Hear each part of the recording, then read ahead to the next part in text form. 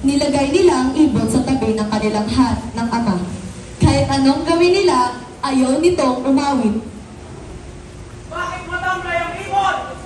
Ama, ina.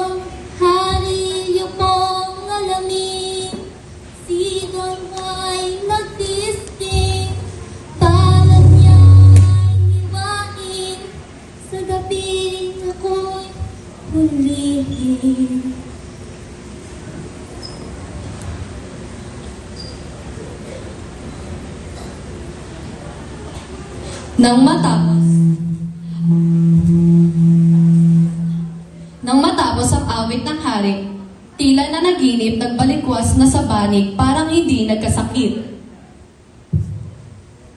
Anong ginawa niyo sa kapatid niyo? Bakit niya ganyan? Ang dapat sa'yo nagmamalang lubos, kahit kami mga taksin! Ama, mahabag ka. Anak ko rin po sila at ako na rin po naghihingi ng kapatawaran para sa kanila. Kung yun ang iyong nais, patatawarin ko na din sila. Aking tatlong anak, may isa pa akong nais kong ipagawa sa inyo. Pakibantayan naman ang ibon.